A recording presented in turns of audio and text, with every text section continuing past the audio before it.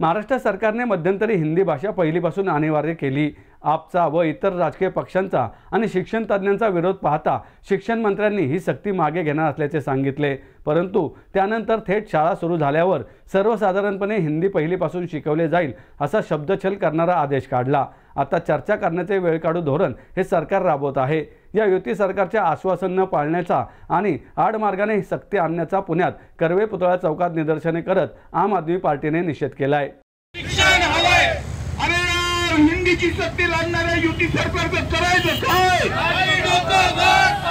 अरे हिंदीची सक्ती करणाऱ्या युती सरकारचं करायचं का? खाली डोकं वर। अरे शिक्षण नको, शिक्षण हवंय। अरे या दादासाहेब भुसेंचं करायचं काय? खाली डोकं वर पाय। अरे चंद्रकांत दादा पाटलांचं करायचं काय? खाली डोकं वर पाय। अरे अमित अतुलकरांचं करायचं काय? खाली डोकं वर पाय। अरे या भाजपच्या वाचाळवीरांचं करायचं काय? खाली डोकं वर पाय। अरे मेधा कुलकर्णींचं करायचं काय? खाली डोकं वर पाय। या युती सरकारचं करायचं काय? खाली डोकं वर पाय। अरे शिक्षण नको, शिक्षण हवंय।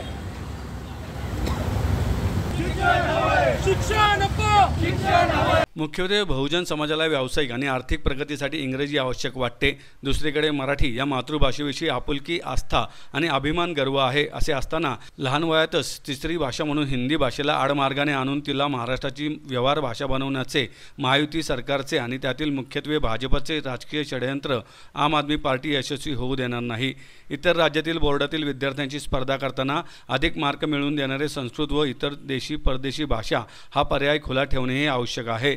तसेच महाराष्ट्रातील इतर भाषिक जनतेसाठी अतिरिक्त भाषेचा पर्याय सुद्धा देता येणे जरुरी आहे। परंतु त्यासाठी तिसरी भाषा पहिलीपासून अपरिहार्य करण्याची गरज नाही।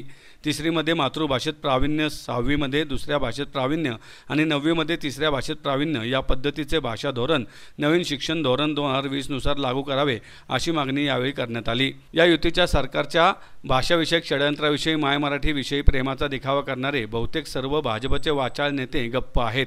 शिक्षण खात्याशी संबंधित चंद्रकांत पाटील नेहमीच खाजगी शाळा संस्था चालकांची बाजू उचलून धरणाऱ्या मेधा कुलकर्णी, माजी शिक्षण मंत्री जावडेकर व शाळा संस्थांवर कब्जा मिळवलेले भाजप राष्ट्रवादी काँग्रेस नेते सुद्धा यावर बोलायला तयार नाहीत।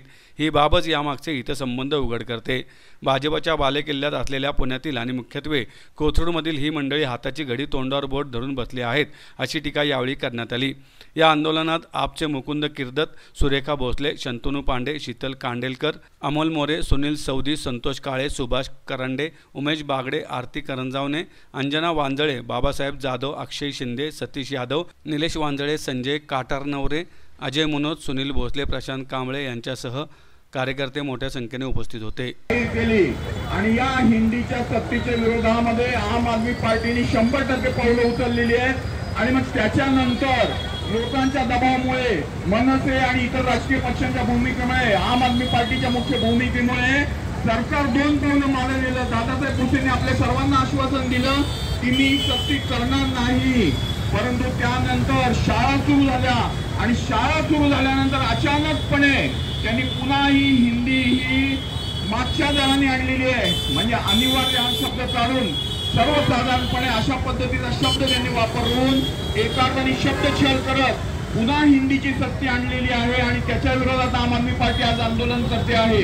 गेल्या पूर्ण काही काळामध्ये कुठेतरी दिल्लीकडचा जो, उत्तर प्रदेशकडचा जो गायपट्टा जो आहे त्याचा दबाव महाराष्ट्रामध्ये आणायचं कारण धोरण हे राबवलं जात आहे। आणि त्यामुळं इथं हिंदी आणि मराठीचं उदो करणारे, ढोल पिटवणारे, आम्ही मराठीला अभिजात भाषा असं स्थान दिले असल्याचा दावा करणारे भाजपचे नेते मात्र आता मूठ घेऊन गप्प बसलेले आहेत। एकीकडे मराठीला आम्ही मोठा मान दिला अशा पद्धतीची भाषा करत असताना प्रत्यक्षामध्ये मात्र इथे हिंदी आणून मराठीची गळचेपी करण्याचं धोरण यांनी राबवलेलं आहे। आणि आम आदमी पार्टी 100% त्याच्यावर उभं राहणार आहे।